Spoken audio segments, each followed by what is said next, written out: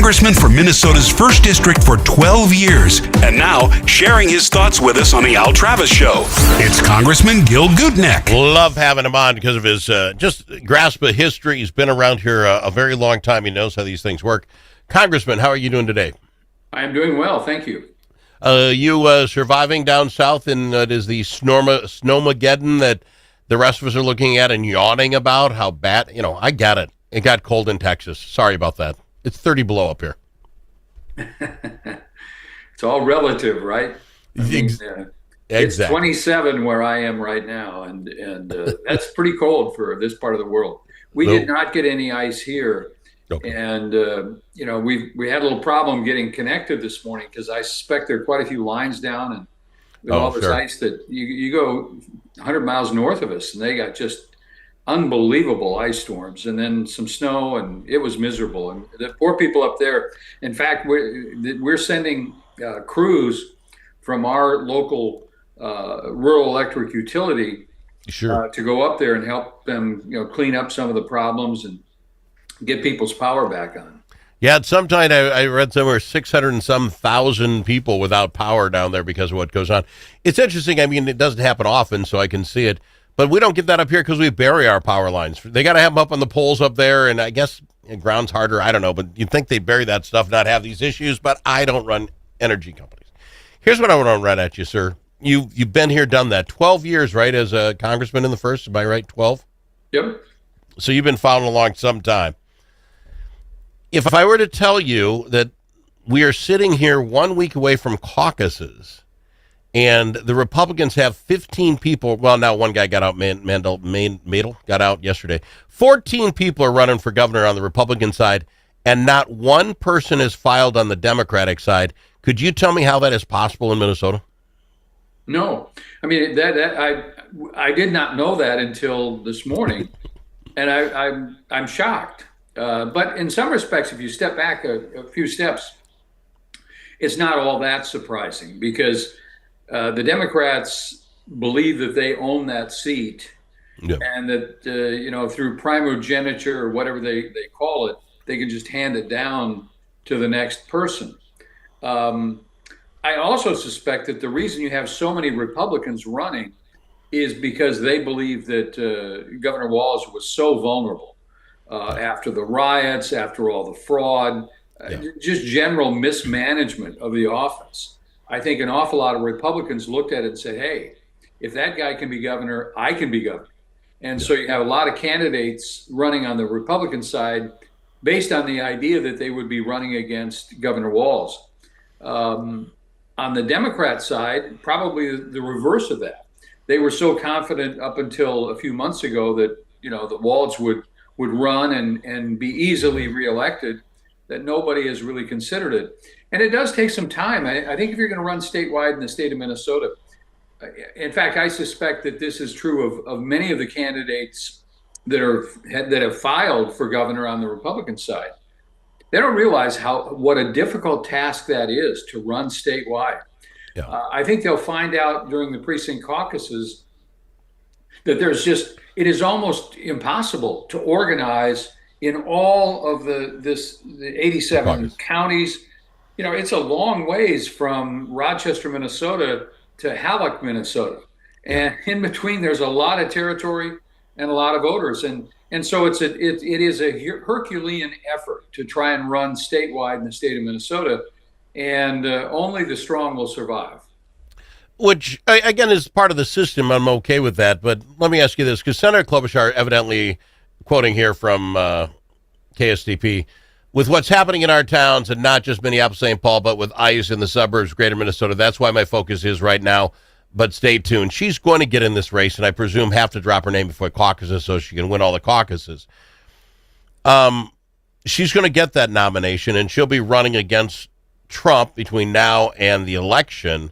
But with that many people running on the Republican side, and some already saying they're going to go right to the primary, don't the Republicans put themselves in a huge hole that they can't figure out who they're going to have on top of that ticket till, 9 weeks, 10 weeks before the election, and then we start the race? You know what I'm saying?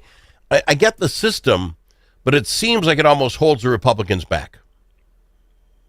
Well, there's an old expression: when you hear cats fighting, you're likely to have more cats. And I I think don't think I've heard that.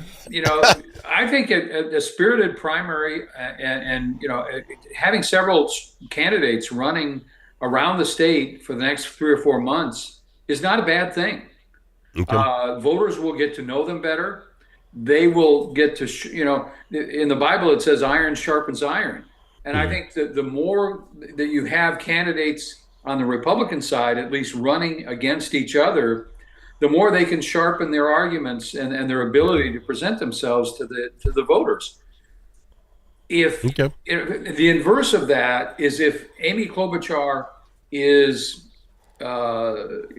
essentially given the nomination and doesn't really have to fight for it, she's going to find herself a little bit rusty by the time the general election rolls around. I think there's a downside to being inaugurated before you're elected. All right, fair enough. I don't know if you caught that Michelle Tafoya has gotten into the Senate race here in Minnesota, the one who kind of got lost. David Hand, we've had Senator Hand on this program. I like the guy. He got in, but kind of got wiped away with the press because of what's going on in the state. Michelle Tafoya kind of found a spot and got some news coverage and some press. Does that help the Senate cause at all? I mean, was there really a shot against either Craig or Flanagan if we didn't get somebody with nationwide recognition, name recognition in the game? What are your thoughts with Michelle Tafoya? Well, first of all, I've seen her interviewed, and she immediately got national news, okay, which is not a small thing. I mean, when the first I learned about it is when I'm watching Fox News, and she got picked up on a number of national television stations, networks. I think it's a huge advantage. Yeah. But more important than that, she has an incredible ability to communicate through the electronic media. Yep. And in today's world, you can't undersell that. I think that's a very important point, and I think she becomes a very formidable candidate from day one. Can I ask, and I just off the top of your head, I'm not ripping her, by the way. We had her on the program. I like her. She seems like a very nice young lady. She did have an issue with Trump in the last election. She said she wished he didn't run.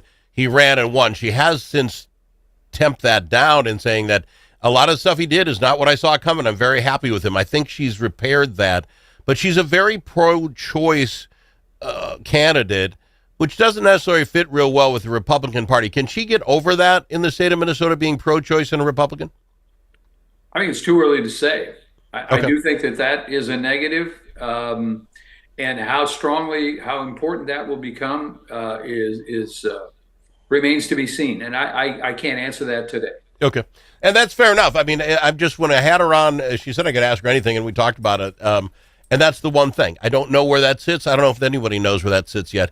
I want to go to break. Let me say this about that, though. I think it's important. And this is where iron sharpens iron. As she goes around the state, she's going to be asked a lot of tough questions. And she's going to have very good answers. If she doesn't have them, she could, the day that she announced was the day that she peaked.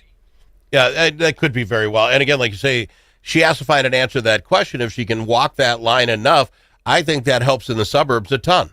The suburban women that we have to win statewide, I think she could bridge that gap. Was it right or wrong? It's not my opinion, but we'll find out.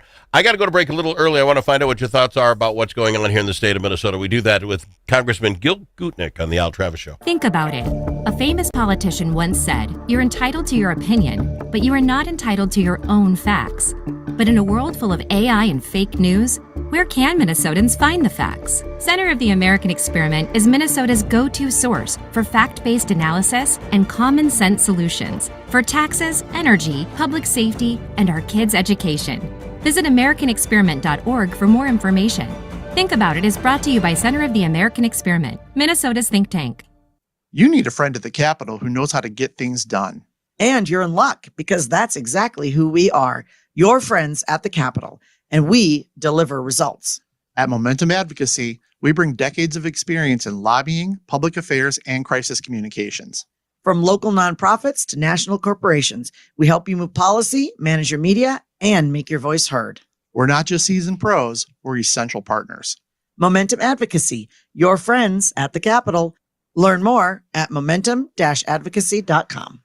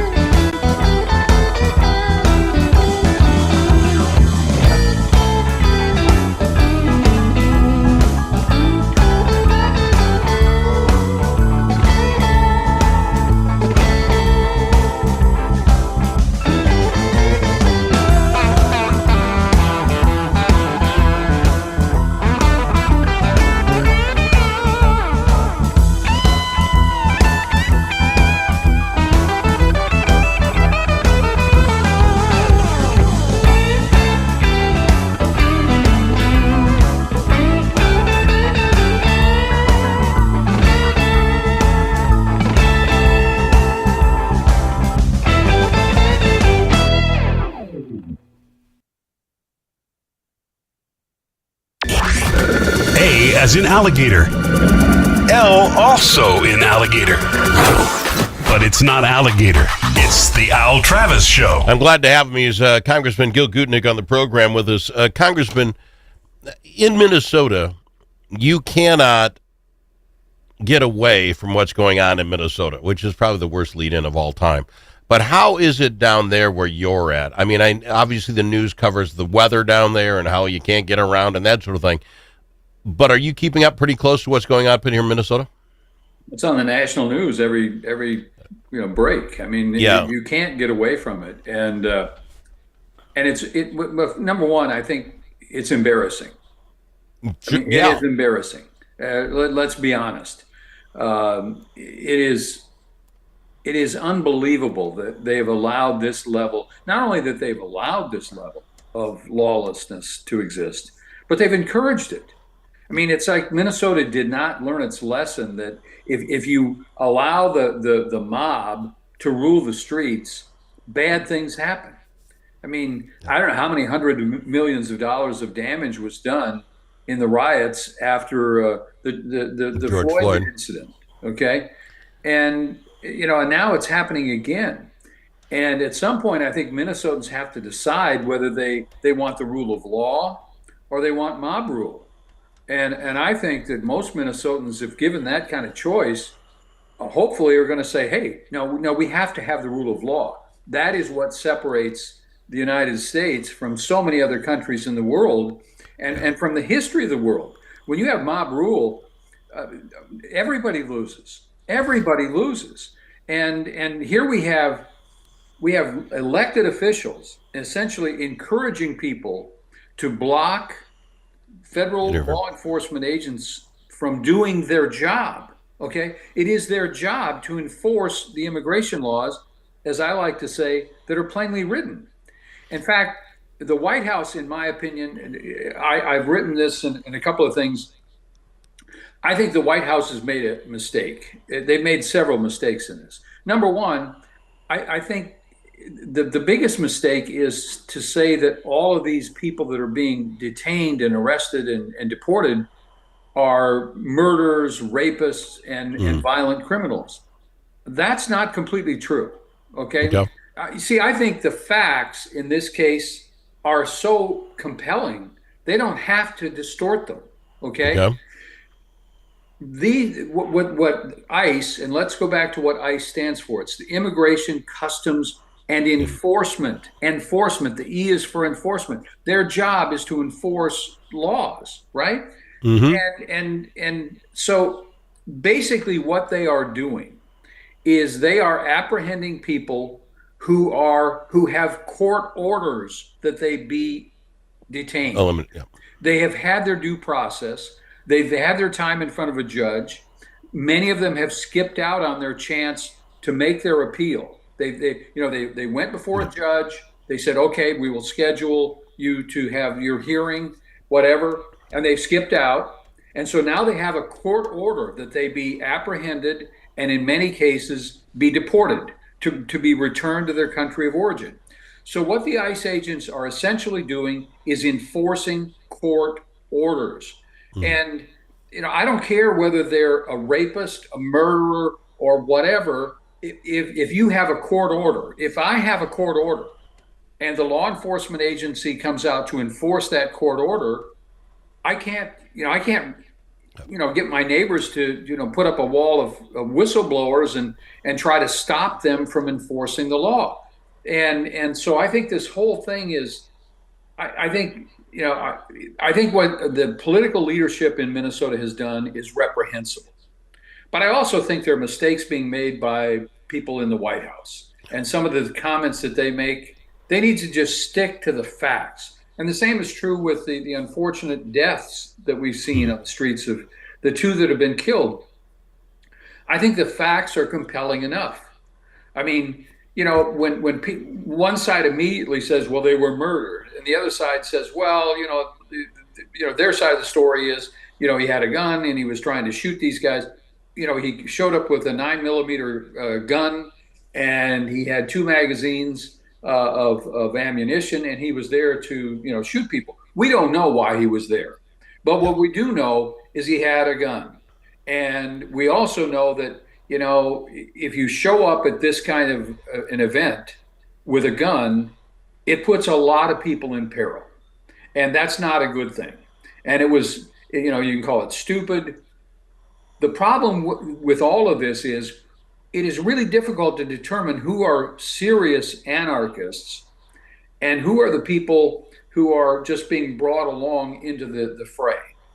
My sense is if you show up with a gun at this kind of a demonstration, there's a very high probability that you are an anarchist. Okay. And people say, well, he was so friendly and he was a wonderful guy and all that. They always say that about mass murderers. I mean, the fellow who started shooting inside the church and killed some, second graders, up to that point, he was a very nice, sweet guy. He just started shooting kindergartners. Okay, we don't know what was in his mind. We don't know what happened, and both sides jumped to conclusions. The conclusion is this guy showed up at a demonstration that was getting out of hand, and he had a weapon, and he fought with the cops. He fought with the law enforcement people, and it's a tragedy. But both sides need to stick to the facts. I think there's something to that, especially with the press. What I mean by that is it just seems like a simple question. I've been asking a lot of people on the other side. How come it's only happening like this in Minnesota? There are ICE agents and people all over this country doing this work every day. Why Minnesota? And they, to a T, always blame Trump hates walls. Somehow it's a Trump hates walls issue going on here. And I don't see it that way. But I think because of what one side sees and one side reads, that's how it falls on their ear. I'm not blaming them. I think that's where, what I'm saying? Why is it different in Minnesota? Well, essentially, let me give another analogy. Okay, you have parents that allow and frankly encourage a couple of 6-year-olds to start playing with matches. Yeah. And then when the house catches on fire, they blame the fire department. Yeah. It's ridiculous. If you step back even one step, and it's easy to do from here, I would encourage every one of our listeners to go to the Fox News site today and read the column written by the Attorney General of the state of Alabama, Steve Marshall. It is wonderfully written, and it talks about how you deal with anarchists. And if you allow them, if you encourage them, you're going to have more of it.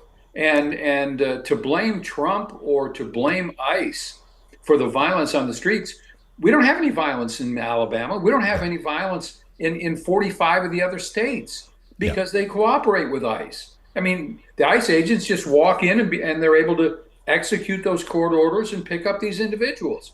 But somehow in Minnesota, we've decided that whatever the court has ordered, it doesn't matter because we don't agree with immigration policies. Oh, and by the way, we don't like Trump. Okay, that is ridiculous. It is irresponsible. It is immature. And the people of Minnesota shouldn't put up with it. Sir, I'm going to leave that as the last word. I appreciate you a ton. You know I do. I love having you on the program. I can't imagine what we'll be talking about in 2 weeks. It just never stops. Appreciate you, my friend. See you soon. Congressman Gil Gutknecht on the Al Travis Show.